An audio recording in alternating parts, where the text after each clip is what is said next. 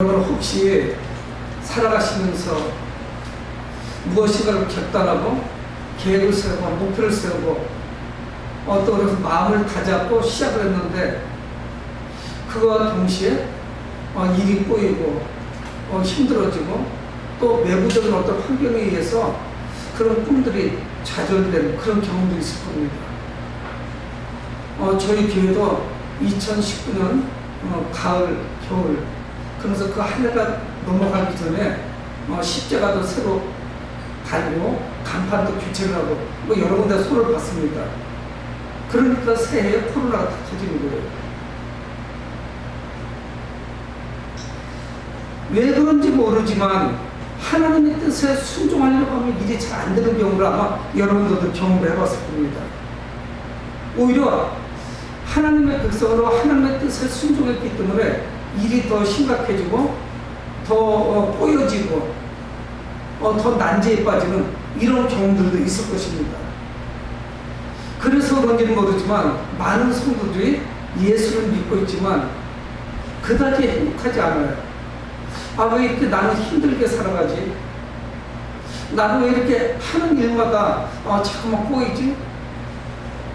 예수 믿지 않는 불신자 이웃집 아무개의 가정은 믿지 않는데도 불구하고 저렇게 잘 돼가는데 왜 우리 집은 이렇지? 한결같이 남편도 또는 아내도 자녀들까지 왜 이렇게 일이 안 풀려나가지? 아마 이런 생각들을 자체적으로 하셨을 겁니다. 그런 생각 목사라고 안 하겠어요. 왜 이렇게 되어가지? 2020년을 맞이해서 교회가 더 복음을 전하고 전도하고 그리고 적극적으로 전도지를 돌리고 뭔가 좀 해보려고 했는데 왜 코로나가 왔지? 아마 이건 모든 목사들이 마찬가지겠죠. 여러분 이런 일이 계속 이게 반복되다 보면은 사람이 지칩니다. 또 도전했는데 안 되고 도전했는데 또 안 되고 이 사람의 일이 꼬이고 그래서 지치죠. 탈진하게 돼요. 그래서 도전하고 싶은 마음이 사라질 수도 있어요. 그냥 좀 쉽게 가자. 편안하게 가자. 여러분 우리는 살아가면서 정말 하나님께서 계신 것인지 정말 하나님께서 분명히 살아계신 건가? 하나님께서 눈을 부릅뜨고 우리를 바라보고 계시는데 그게 사실인가? 회의감이 엄습하죠. 이거 아닌 것 같아. 나는 아닌 것 같아. 나도 그거 했던 사람이 없는 것 같다. 우리 집은 그렇게 순조롭게 잘 되지 않은 것 같다. 기도하지만 응답이 없어. 여러분 이거는 모든 성도들 보편적인 경험이에요. 우리가 회의감 가진다고 해서 하나님이 안 계신 것이 아닙니다. 오늘 본문에도 보면은 분명한 사실은 뭐냐면 예수님의 제자들은 예수님을 따랐습니다. 그저 자발적으로 따르는 것이 아니고 예수님께서 말씀하시고 어디로 향해서 가자고 말씀하셔서 그냥 따라갔을 뿐이에요. 그들은 예수님이 하시는 말씀에 절대적으로 순종했습니다. 그런데 위기가 찾아와요. 어려움이 옵니다. 감당할 수가 없어요. 여러분 이런 말씀을 통해서 우리에게 주시는 교훈은 무엇일까요? 그래서 오늘 35절에 보면 그날 저물 때에 여러분 저물 때 깜깜해지는 누가 움직이지 않죠. 특별한 일이 아니면 이동하지 않아요. 그 어둠이 내리기 시작한 그런 시간이었습니다. 제자들에게 이르시되 우리가 저편으로 건너가자 하시니 우리가 저편으로 가자. 그래서 밤중에 어디를 이동하는 거 밤길을 걸어서 그냥 가는 등을 들고 가는 이런 길이 아닙니다. 분명한 사실은 뭐냐면 예수님께서 말씀하신 거예요. 우리가 저편으로 가자. 근데 저 저편은 어디냐면 분명히 그 갈릴리 바다 동쪽 편이었을 거예요. 그래서 도보로 여행하는 것보다는 그 바다라고 하면 강수로예요. 민물입니다. 소금물이 아니에요. 우리 같은 대청호나 이런 호를 생각하면 될 거예요. 그리고 엄청 큰 사이즈도 아닙니다. 근데 배를 띄우면 좀 쉽죠. 직접 가니까. 그런데 문제가 생겼어요. 예수는 분명히 말씀합니다. 저편으로 건너가자. 그래서 복음을 전하실 계획을 갖고 있었을 거예요. 그래서 유대 땅 이쪽 저쪽을 예수는 다니고 계시죠. 근데 문제가 생겼어요. 36절에 그들이 무리를 떠나 예수를 배에 계신 그대로 모시고 가매 다른 배들도 함께 가더니 예수를 배에 계신 그대로 모시고 갔다고 성경 말씀하고 있습니다. 그리고 예수님께서 행하신 그 기적 때문에 그랬는지 많은 무리들이 예수를 따라오는 거예요. 배를 타고 따라와요. 이른 아침부터 시작해서 육지에 있을 때도 많은 사람들이 예수님을 추종하고 예수님을 따라왔고 그래서 병고침을 바라고 예수님께서 기적을 행하시기를 소망하면서 예수님을 따라왔는데 그냥 그걸로 끝났으면 얼마나 좋겠어요. 그래서 어떻든 예수님은 동쪽을 향해서 갈릴바다 동쪽을 향해서 출발을 하십니다. 그랬더니 사람들이 배까지 준비해서 예수님을 따라오는 거예요. 예수님의 인기가 상승하고 있습니다. 극성스러운 무리들이 있어요. 여러분, 예수님께서는 사람들을 아주 좋아하십니다. 그래서 사람들을 만나시고 말씀을 전하시고 육신의 질병을 고쳐주시고 귀신을 쫓아내시고 예수님의 사역이에요. 말씀을 가르치시고 천국 복음을 전하셨단 말이에요. 이것이 예수님의 3대 사역이죠. 근데 예수님은 몹시 지쳐있어요. 여러분, 사람들이 얼마나 지치게 합니까? 사람들하고 말을 해야 되고 사람들 병 고쳐줘야 되고 아침부터 저녁 때까지 시달리신 거예요. 어떻든 예수님은 사람들을 좋아하시지만 좀 쉬시기 위해서 그랬을 가능성도 높아요. 그런데 37절에 큰 광풍이 일어나면 성경은 바로 말씀하면 큰 광풍이 일었다는 거예요. 여러분, 여기서 광풍이라고 하는데 이 광자는 풍의 단위의 바람풍자로 썼죠. 광은 미쳤다는 뜻이에요. 미친 듯이 막 파도가 일어나면서 발에 불기 시작을 하는 겁니다. 감당할 수가 없어요. 그래서 성경은 우리에게 뭐라고 말씀하냐면 37절 중반절에 배에 물길에 부딪혀가지고 배에까지 물이 들어왔다는 거예요. 여러분, 이 바다 한복판에서 가장 위험한 순간을 맞이한 겁니다. 광풍이 일어났고 성경 분명히 뭐라고 말씀하냐면 이게 그냥 순한 바람이 아닙니다. 일상적으로 만났던 그런 바람이 아니에요. 여러분, 여기는 이 바다의 전문가도 있어요. 폐사람들도 탔어요. 예수님의 제자들이 있잖아요. 베드로나 야고보, 요한. 이들은 고기를 잡고 그 다음날 아침에 그물을 씻다가 예수님을 만나서 예수님을 따르죠. 제자가 됐어요. 이들은 이 바다의 베테랑입니다. 그래서 구조를 훤히 꿰고 있죠. 근데 엄청난 바람이 불기 시작하는 거예요. 광풍이 일었다고 성경 말씀을 해요. 그래서 배 안에 물이 들어오기 시작하죠. 여러분, 우리는 우리나라 호수나 아니면 저수지 인공으로 댐을 막아가지고 있는 이런 호수를 가면 대초 같은 가까운 데 있지만 그렇게 바람이 세진 않아요. 폭풍과 몰아치 폭풍 나도 마찬가지예요. 여러분, 이 호수도 육지 안에 있는 담수호예요. 근데 참 좀 아주 특이해요. 이 담수호가 세계적으로도 이런 곳이 그렇게 거의 없어요. 여러분, 물은 높은 데서 낮은 곳으로 흐르는데 해수면이에요. 여기 바다 높이에요. 근데 갈릴리 바다나 사이먼 어쩌면 낮아요. 바다보다도 낮아요. 그리고 이 중간에 산들이 둘러싸여 있어가지고 바닷물이 오히려 안 들어오는 게 신기할 정도예요. 그래서 갈릴리 바다에서 저 북쪽에 헐몬산, 우리나라 백두산 정도 높이 되는 그 산에서 녹은 눈이나 이런 것들이 흘러내려서 갈릴리 바다를 들어오고 거기서 이제 요단강을 통해서 땅을 대지를 적시죠. 농사를 짓도록 해줘요. 그리고 그 물이 어디로 흘러가느냐면 사해로 흘러가요. 그럼 그게 끝이에요. 바다로 안 가요. 사해에서 다 증발해버리는 거예요. 그러니까 바다가 있는데 높은 산맥이 차지하고 있고 낮은 곳에 이 담소인 갈릴리 바다가 있는 거예요. 여러분, 저녁이 되면 어떤 일이 벌어지면 이거는 낮 동안에 아주 뜨겁게 달궈졌습니다. 호수가. 그리고 이 바깥은 어때요? 차가워져 있죠. 그래서 이 산을 넘어오는 찬바람하고 뜨거운 강물하고 만나면 엄청난 이런 풍랑이 일어나기도 한다고 그래요. 기록에 의하면. 근데 이날은 감당할 수가 없어요. 엄청난 광풍이 일어나는 거예요. 미친 듯이 들어오는 거예요. 바람과 바다가 함께 요동을 칩니다. 이 작은 배가 얼마나 심각했겠어요. 얼마 전에 갈릴리 바다에서 2000년 전쯤에 운행되던 배를 거의 회송되지 않은 상태로 건져냈는데 길이가 한 8m 50. 그래서 예수님의 12제자와 예수님을 타고도 충분한 정도는 돼요. 큰 배가 아닙니다. 목선이에요. 그래서 이게 무슨 요즘같이 무슨 속도를 많이 잘 낼 수 있는 그런 배도 아니고 이건 아주 위험하기 짝이 없는 그런 배죠. 그래서 아마 그날따라 아주 심할 정도로 그 뱃사람들인 예수님의 제자들조차 감당할 수 없는 그런 상황이었어요. 여러분, 예수님께서 정하신 목적지라고 해서 늘 순탄하지 않습니다. 우리가 예수 믿고 예수의 뜻을 따른다고 해서 우리 삶이 그저 모든 것이 다 끝나고 그냥 해피한 것이 아니에요. 행복한 것이 아니에요.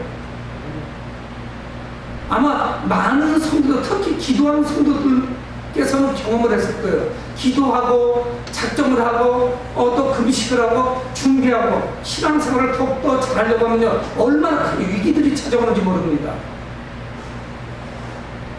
감당할 수 없는 위기가 찾아오는 거예요. 여러분 지금 한국 교회뿐만 아니라 모든 불교나 천주교도 위기일 거예요 아마. 엊그제 저희들 기독교 신문을 보니까 나는 현재 믿든지 안 믿든지 상관없이 나는 종교생활을 할 것이다 하는 사람이 50% 대해서 40%로 딱 떨어졌어요. 15% 이상이 줄어드는 거예요. 여러분 이 이야기는 뭐냐면 무슨 일이 있어도 나는 종교생활을 안 하겠다. 변화가 나타나겠지만요. 안 믿겠다는 사람들이 굉장히 짧은 기간에 늘어나는 거예요. 불교든 천주교든 나는 개신교, 교회든 안 나가겠다. 이런 사람들이 많아져요. 여러 가지 원인이 있을 거예요. 생활 수준이 높아지면요. 재밌는 것들이 너무 많아요. 크루즈 여행이 있죠. 골프 치러 가면 얼마나 좋은지 몰라요. 굳이 교회 와가지고 뭐 고리타분한데 이게 뭐하러 앉아있다 이런 생각할 수도 있습니다. 급한 게 하나도 없어요. 기도해야 될 이유가 없어요. 천국과 지옥을 부르짖어도 그 사람도 개의치 않습니다. 답답한 게 없거든요. 우리 어머니 아버지는 먹고 살 것도 없어서 정말 답답하니까 하나님께 나와서 부르짖었지만 요즘 사람들은 그렇지 않아요. 신이 또 한 분 계시잖아요. 만원 돈이 있거든요. 이게 웬만한 거 다 해결해 주죠. 기도할 이유가 없어요. 예배 드리려고는 안 해요. 하나님께 나올 생각을 안 하고 있는 거예요. 여러분 한국교회의 이 큰 배가 어떤 보면 큰 위기를 맞이한 겁니다. 저희 교회뿐만이 아니에요. 일단 믿지 않겠다는 거예요. 종교생활 안 한다는 거예요. 편안하게 살겠다는 거예요. 오히려 종교를 속박당하는 거로 생각합니다. 그리고 또한 우리도 예수를 믿고 있지만 무엇인가를 하려고 하면 아주 욕해도 잘 알아요. 그래서 위기가 찾아옵니다. 여러분 우리에게는 늘 순탄하지 않습니다. 예상하지 못한 그런 고난이 찾아와요. 어려움이 있어요. 감당할 수 없는 거예요. 여러분 배에 물이 차면 어떻게 되는 거예요? 꼬르륵 가라앉는 거죠. 이거 편해서 될 일이 아니죠. 그리고 그 작은 배를 뒤집어 엎을 수도 있습니다. 헤엄을 쳐서 육지로 나가면 불가능하죠. 집채만한 그런 바람, 그 풍랑이 일어나서 뭐 배가 이리저리 흔들리고 있는데 그게 가능하겠어요? 여러분, 하지만 이런 경우지만 뱃사람들의 경험도 전혀 도움이 안 됐어요. 여러분, 우리의 경험? 근데 제일 힘든 게 뭐냐면 우리의 경험치를 벗어난다는 사실이에요. 위기가 찾아와서. 그럼 감당할 수가 없는 거예요. 우리의 맷집까지 감당이 안 돼요. 참을 그 어떤 인내심의 한계를 벗어난 거예요. 여러분, 때로는 우리의 경험이 이를 그르치게 하기도 합니다. 여러분, 그러면 우리는 우왕좌왕해요. 첫째로 뭐를 해야 되는지 모르겠는 거예요. 당황하는 거예요. 무엇을 어떻게 해야 되는지 시작할 엄두도 못 내는 거예요. 여러분, 이 상황에서 이 제자들의 관점은 바뀌었어야 됩니다. 위기가 찾아오면 어떻게 됐냐면 우리는 과거 믿기 이전으로 돌아가요. 예수님 믿기 이전에 그 삶으로 돌아가 버린다고요. 위기가 찾아오면 무엇을 해야 되는지 모르죠. 여러분, 우리는 눈에 보이는 것만 가지고 성공과 실패를 나눌 수 없습니다. 교회도 마찬가지고 성도들도 마찬가지예요. 물량적인 거, 내가 얼마만큼 돈을 많이 벌었느냐, 얼마나 부유하냐, 숫자가 얼마나 많냐, 얼마나 좋은 차를 타느냐, 여러분 이걸 가지고 성공과 실패로 나눌 수가 없어요. 계속 그렇게 되면 우리는 인본주의적인 사람이 될 수밖에 없습니다. 여러분, 참된 신앙은 뭐예요? 고난 가운데서도 순종하는 것이죠. 그리고 승리하는 것입니다. 여러분, 우리는 불가능해요. 우리가 세상 사람들보다 훨씬 더 잘 살기 위해서 예수 믿는 거 아니에요. 그들보다 훨씬 더 부유하게 물질을 풍성하고 막 펑펑 쓰면서 살기 위해서 우리는 예수 믿는 게 아닙니다. 그런 물량주의로 간다면 세상 사람들 훨씬 더 지혜로워요. 그리고 그런데 훨씬 더 뛰어나요. 여러분, 우리는 직장 생활을 하고 아니면 사업을 해도 뭘 한다고 해서 다른 사람들과 비즈니스 하면서 술을 마실 수 있습니까? 뭐 어떻게 다른 데로 갈 수가 있습니까? 아무도 갈 수 없죠. 주님만 바라보셔야 되죠. 여러분, 우리 힘으로는 불가능해요. 하지만 하나님을 바라봐야 되죠. 끝까지 주님을 바라봐야 되는데 이 제자들은 그런 면에서 실패했어요. 환경이 이상하게 돌아갑니다. 38절에 보면은 예수께서는 고물에서 베개를 베고 주무시더니, 오늘 본문이 누가 쓴 겁니까? 성경은 무슨 복음이에요? 마가복음이잖아요. 이 마가는 베드로의 통역자였어요. 통역을 하는 사람이었어요. 베드로는 헬라어나 이런 거를 못하니까 통역해 줄 사람 필요했겠죠. 요즘 영어를 통역해 줄 사람 필요한 것 같이. 베드로는 예수님의 아주 수제자 역을 감당하는 그런 분이었지만 뭐 그렇게 헬라 같은 걸 할 줄 몰랐을 거예요. 그래서 통역해 주는 역할을 누가 하면 마가가 해요. 이 마가는 베드로의 영향을 굉장히 많이 받았습니다. 베드로에게 제자와 같은 사람이에요. 그러니까 이 현장을 누가 봤냐면 베드로가 본 거예요. 생생하게 기억돼요. 그날 너무 큰 위기가 찾아왔기 때문에 이게 쉽게 잊을 수가 없죠. 여러분, 우리도 살아가면서 그저 평범한 날은 다 잊어버립니다. 그러나 정말 좋은 일이 있었다던가 아니면 위기가 찾아왔던 걸 누가 잊겠어요? 그건 안 잊어버리죠. 상세하게 설명하고 있어요. 38절에 다시 한번 봅니다. 예수께서는 고물에서, 고물이 어디만 배 뒤쪽이에요. 전진하는 쪽이 아니라 배 뒤쪽이에요. 고물에서 베개를 메고 주무셨다, 이렇게 말씀을 해요. 상세하게 본 거예요. 이 상황을. 베개까지 뱉대요. 그 예수님은 피곤하고 졸려가지고 잠깐 깜빡 졸으신 것이 아니에요. 예수님은 작정하고 누우신 거예요. 그리고 주무신 거예요. 그리고 제자들이 타고 있었어요. 예수님이 없었다고요? 계셨어요. 근데 단지 주무시고 계셨다는 것 뿐이죠. 여러분, 예수는 왜 거기서 주무실 수 있었을 거예요? 예수는 당연히 피곤해서 주무셨을 수 있어요. 육신적으로 피곤해서. 사람들에게 시달리고 아침부터 늦은 시간까지 질병을 고쳐주고 문제를 해결해주고 또 그들에게 복음을 전하시면서 매우 피곤했을 거예요.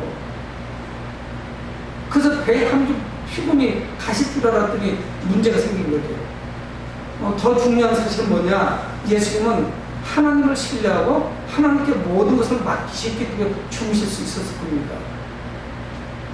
아마 바람이 일고 비바람이 몰아칠 때 웬만큼 둔하지 않으면 그거 잠잘 수 있겠어요? 풍랑이 일어나는데 배가 요동을 치는데. 저는 딱 한 번 거의 30년 전쯤에 이 고속도로가 상태가 안 좋을 때 부산까지 기차를 타고 가서 거기서 이제 터미널까지 가고, 터미널은 멀지 않아요. 조금 걸어가도 100만 원 거리 정도. 배를 타고 제가 거제도 장성포까지 한번 가봤습니다. 근데 그날따라 바람이 좀 일더라고요. 배를 많이 타보지 않았는데 그날은 바람이 있는데 저는 웬만해서 이걸 안 하는 사람이거든요. 야, 근데 막 울렁거리기 시작하는데 야, 배멀미가 이런 것이구나 하는 것을 처음으로 알겠더라고요. 아마 굉장히 심하겠을 거예요. 근데 예수님은 백을 베고 주무시고 계셨다. 이렇게 성경 말씀하고 있습니다. 제자들은 난리가 난 거예요. 이거 뭐 우왕좌왕하고 난리가 났습니다. 이거 이러다가 우리가 죽게 생겼다고. 근데 예수님은 편하게 주무시고 계신 거예요. 그런데 그들이 뭐라 말하냐면 제자들이 깨우며 이르되 선생님이여 우리가 죽게 된 것을 돌보지 아니하십니까? 예수를 깨우는 거예요. 자기들이 감당할 수가 없는 거예요. 예수를 깨우면서 우리가 곧 죽게 되었습니다. 왜 우리를 돌보지 않습니까? 우리 곧 이 배가 주저앉게 되어 있습니다. 아, 너 되게 두려웠을 거예요. 우리가 이런 경험을 안 해봐서 그렇지 깜깜한 칠흑같이 어두운 밤에 광풍이 일고 폭풍우가 몰아치면서 그 비바람을 감당할 수 없는데 앞이 어딘지 뒤가 어딘지 어디까지 나갈지 육지인지 뭐가 보여야지 불빛이 뭐 보이겠습니까? 두려움은 이루 말할 수 없죠. 성경에서도 보면은 이 밤이라고 하는 것이 굉장히 두려운 시간이에요. 야생동물들도 활동하고 안 돌아다니죠. 무서워서. 근데 이 바다 한복판에서 얼마나 두렵겠어요. 여러분, 그런데 이 중요한 사실은 뭐냐면 제자들의 믿음은 전혀 쓸모없는 것이 됐습니다. 여러분, 우리도 위기를 맞이합니다. 어림이 와요. 고난이 찾아옵니다. 근데 문제는 뭐냐면 내가 가지고 있는 믿음이 우리 위기 때에 전혀 쓸모가 없는 것이 됐다는 거예요. 나의 믿음을 사용하지 못한다는 거예요. 무엇을 어떻게 될지 몰라도 우왕좌왕하는 거예요. 제자들의 믿음을 찾을 수가 없어요. 그저 풍랑이 어찌할까를 모릅니다. 그래서 교한 것이 그제서 예수님을 생각해서 예수님 깨우는 거죠. 아, 우리가 죽게 됐는데 지금 뭐하고 계십니까? 주무시면 안 돼. 예수님 일어났어요. 이 상황을 좀 보세요. 평생 고기를 잡았던 어부들이지만 이날따라 더 심하겠으니까 예수님을 깨웠겠죠. 감당할 수 없는 풍랑입니다. 그러니까 광풍, 미친 바람이 이게. 우리가 살아가는 세상은 온전한 거예요. 비정상적이죠. 제자들이 하도 소동을 피우니까 예수님께서 깨셨어요. 39절에 예수께서 깨어 바람을 꾸짖으시며 성경이 이렇게 말씀합니다. 성도 여러분, 우리 앞에 다가오는 문제가 내가 해결할 수 있는 문제라면 이건 문제가 아니죠. 룰루랄라 하면서 그냥 문제를 해결하면 돼요.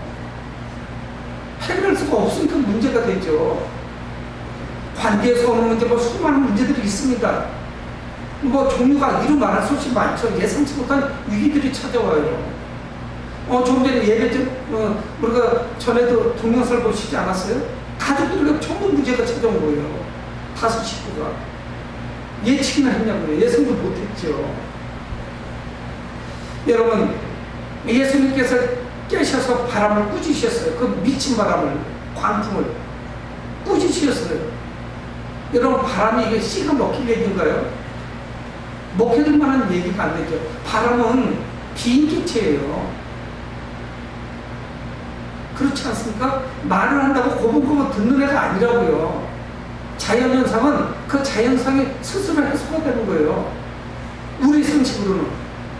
여러분, 그런데 이날은 아닙니다. 모든 자연을, 피조세계를 지배하시고 통치하시는 분은 누구냐? 자연이 스스로 하는 것이 아니에요. 하나님이 통치하시는 거예요. 주님이 통치하시는 거예요. 여러분, 바람은 사람의 말을 듣지 않아요. 우리 말을 듣던가요? 비가 온다, 비 오지 말아라 한다고 비가 안 오던가요? 스키 타러 가기 눈 좀 많이 좀 내려라 한다고 눈이 내리나요? 그렇지 않단 말이에요. 이거는 뭐예요? 이 자연적으로 일어나는 이 풍랑은 불가능하다는 얘기예요. 우리 힘으로 안 되는 일이에요. 근데 예수님은 어떻게 하셨냐? 꾸질 수 있었어요. 뭐라고 꾸짖으셨냐? 잠잠하라, 고요하라. 말이 안 되는 얘기라고 이게. 뭐 지금 아기를 잠재우는 겁니까? 무슨 자장가를 불러주는 게 아니잖아요. 엎고서 동네 몇 바퀴 돌면 아기들이야 자죠. 엄마 등에서. 근데 예수님 뭐라고 말씀하시냐? 잠잠하라, 고요하라. 여러분, 예수님의 명령은 뭡니까? 천지를 창조하신 하나님, 피조세계를 창조하셨고, 해와 달과 별을 창조하셨고, 마지막 날 사람을 창조하신 그분께서 명령하시는 거예요. 피조세계를 향하여. 그분은 명령하실 수 있죠. 여러분, 피조세계 모든 세상은 말씀으로 창조되지 않았습니까? 그랬더니 말씀으로 창조된 그 피조세계라고 그런지 예수님의 그 말씀에, 잠잠하라 고요하라 그 말씀에 바람을 그치고 순종했어요. 39절 하반절에 바람을 그치고 아주 잔잔해지더라 이렇게 말씀하고 있습니다. 상황 끝. 모든 게 끝났어요. 사람 하나 다친 사람이 없어요. 그저 불안함과 두려움 때문에 우왕좌왕하고 떨고 있었을 뿐이에요. 문제가 예수님의 손에 가니까 그냥 끝나버렸어요. 상황 끝이야. 여러분, 우리에게 위기가 찾아도 왜 위기로 받아들였냐면 내가 문제를 해결하려니까 이게 위기입니다. 가당치도 않은 일이에요. 감당하지 못해요. 이 풍랑이 일었다는 거, 광풍이 일었다는 것은 무엇을 말씀하냐면 우리 앞에 산적한 수많은 불가능한 일을 말씀하고 있는 거예요. 이런 일은 비일비재합니다. 어떤 분은 1년에 여러 차례 찾아오죠. 사람이 힘으로 되지 않아요. 여러분, 예수님께서 말씀하시니까 바람이 그치고 잔잔해졌어요. 이 광풍이 순한 양이 되어버렸습니다. 언제 그러냐는 듯이 잠잠한 거예요. 갈릴리 바다가 정말 거울같이 잠잠해졌어요. 조용해졌습니다. 바람 소리 하나도 들을 수가 없는 거예요. 여러분, 제자들에게, 우리에게도 역시 마찬가지인데 우리 통제 밖에 있는 일들이 얼마나 많은지 몰라요. 내가 통제할 수가 없어요. 여러분, 내가 통제가 가능하다면 괜찮죠. 마음껏 주물러 수 있죠. 근데 주님을 믿으면 믿을수록, 신앙생활을 하면 할수록 내가 통제가 가능한 상황은 하나도 없다는 것을 배우게 되는 거예요. 여러분 힘으로 되던 일이 하나라도 있던가요? 나는 내 힘으로 할 수 있다. 아직은 그러면 조금 더 달리셔야 돼요. 주님을 향해서. 주님을 경험하지 못한 거죠. 여러분, 예수님은 모든 자연을 통제하는 권능을 가지고 계십니다. 이 사건을 통해서 뭘 보여주시는 거예요? 예수님이 누구신지를 보여주는 거 아니겠습니까? 제자들도 이해하기 어려운 일이 벌어진 거예요. 이런 비바람 속에서 사람의 말을 듣고 그 광풍이 잠잠이 됐다. 이거 상식 밖의 일이 벌어진 거죠.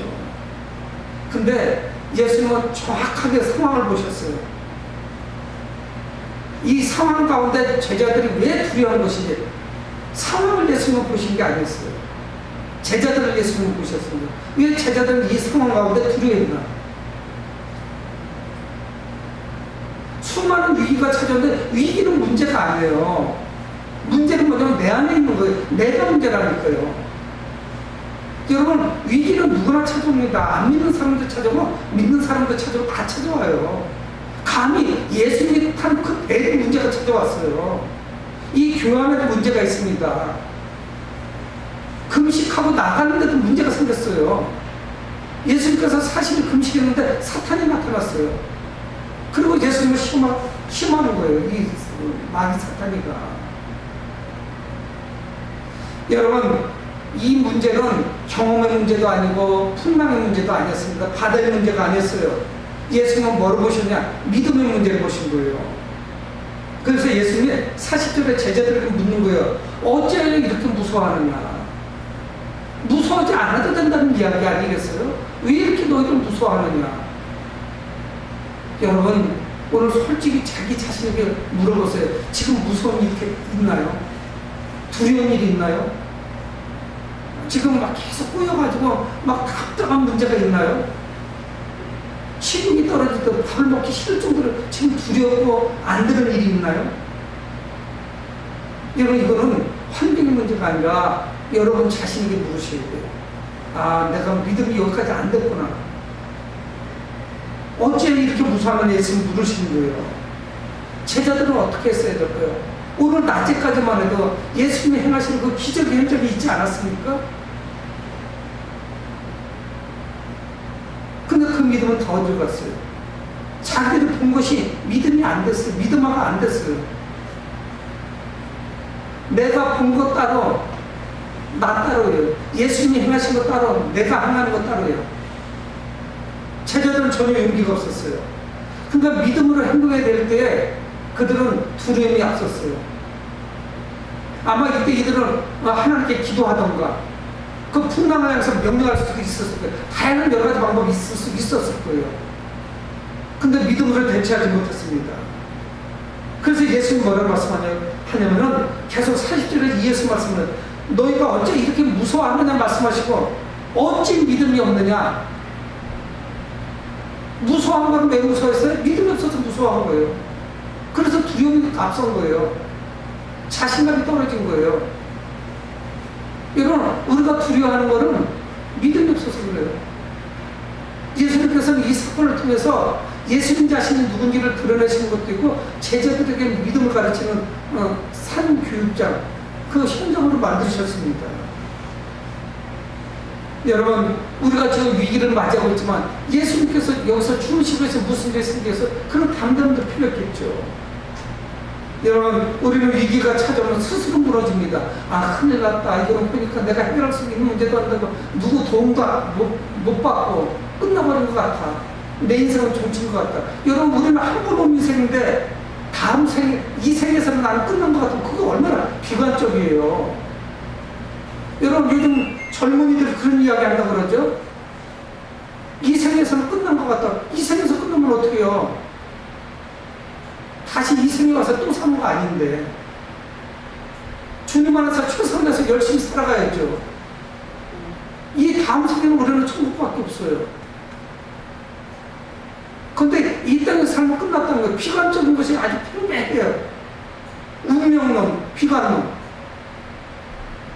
그래서 자꾸만 이 원인을 다른 사람들에게 탓을 해요. 아, 뭐 이래서 그렇고 저렇고 저렇고. 주님을 안 찾는 거예요. 숨이 차서 꼴까닥 하는데도 주님 안 부르짖는 거예요. 이 상황이. 여러분, 41절에 그들이 심히 두려워하여 서로 말하되 제자들이 이제 말을 하는 거예요. 너 어찌 믿음이 없느냐? 예수 말씀하니까. 예수 앞에 무슨 면목이 서겠어요? 좀 부끄러운 것도 있었겠죠. 면목이 좀 안 쓰죠. 자기들 그 두려워서 떨었던 거, 당황했던 거 생각하면은 자기들이 생각해도 좀 부끄럽지 않았겠어요. 그래서 그들이 말하는 거예요. 심히 두려워해 서로 말하되 그가 누구이기에 바람과 바다도 순종하는가? 저분이 누구기에 바람과 바다도 순종하는가? 이 이야기는 뭐예요? 이들이 예수님에 대해서 정확하게 몰랐다는 사실이에요. 여러분, 그런데 참 신기한 게 뭔지 아세요? 5장을 넘어가서 조금만 읽어보시면 무슨 사건 벌어지는 줄 아세요? 귀신 이야기가 나오는데 귀신 들린 자, 귀신이 예수님이 누군지 안다니까요. 누굴 알아요? 하나님의 아들인 줄 알아요. 귀신도. 그가 가지고 있는 건 잘못된 고백을 하고 있지만 귀신이 예수님을 고백한다고 예수님을 믿는 그런 대상은 아니죠. 그렇지만 예수님의 정체를 아는 거예요. 여러분, 마가복음 1장 1절을 시작하면서 뭐라고 말씀하는 줄 아세요? 하나님의 아들 예수 그리스도, 이렇게 시작을 해요. 마가복음 1장 1절 첫 시작이. 그런데 이 제자들은 예수님에 대해서 어떤 고백이 있나요? 그냥 랍비, 선생님, 아주 훌륭한 분, 좋은 데도 봤던 그 기적, 예수님께서 행하신 놀라신 역사, 뭐 수많은 그런 사례들, 이것이 그들의 믿음이 안 된 겁니다. 여러분, 말씀을 많이 알고 있다고 해서 그게 믿음이 되지는 않아요. 정작 위기에서는 전혀 힘을 발휘하지 못하잖아요. 우리는 예수님 누구신지 제대로 알고 믿어야 되죠. 하나님의 아들 예수 그리스도. 마가복음 1장 1절 그렇게 시작이 된다니까요. 그분에 대한 책이라는 것이에요. 마가복음이. 예수님은 누구시냐? 인간의 옷을 입으시고 이 땅에 오신 하나님이시죠. 성부, 성자, 성령, 복되신 삼위일체 하나님, 천지 창조에 함께 하신 그 하나님이세요.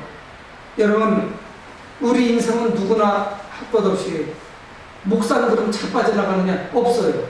똑같아요. 아니, 목사님 기도 더 많이 하시고 왜 위기가 찾아? 똑같아요. 이 땅은 마귀가 지배하고 있기든 그래요. 예상치부터 폭풍과 찾아옵니다. 오히려 이런 시련을 통해서 우리의 믿음은 더 깊어져요. 여러분, 온상 속에서만 커가지고 내놓는 순간에 쓰러지는 거예요. 여러분, 이런 시련을 통해서 우리는 더 성장합니다. 성장할 수 있는 좋은 기회가 찾아와요. 여러분, 위기에서 두려워하거나 무서워하지 말고 주님만을 바라봐야죠. 주님께 부르짖으셔야 되죠. 그래서 베드로 사도는 뭐라고 말씀하냐면, 믿음의 확실함은 금보다 더 귀한 것이다. 내 믿음의 그 확실함은 금보다 더 귀한 것이래요. 얼마나 소중한 건지 몰라요. 금으로도 해결 안 되는 일이 얼마나 많아요. 믿음이 가장 소중한 것이죠. 여러분, 이 위기를, 우리의 삶의 그 위기를 주님께 한 발자국 더 가까이 가는 그런 기회로 우리는 만들어야 돼요. 그렇게 발전시키셔야 돼요. 다른 대상들을 바라봐봐야 소용이 없습니다. 그 광풍의 배후에 이거를 통제하시는 분이 과연 누구신가를 우리는 바라봐야 되죠. 여러분, 우리가 주님을 부르짖을 때 주님께서는 외면하지 아니하실 거예요. 여러분께 응답해 주실 거예요. 위기를 극복하도록 힘을 주실 거예요. 왜냐하면 우리 주님은 천지를 창조하신 하나님이시기 때문에 그래요. 그분만을 의지하며 그분께 모든 것을 맡기는 여러분 되길 주의 이름으로 축원을 드립니다. 고마우신 아버지 하나님, 은혜를 감사합니다. 우리가 이 땅을 살아나가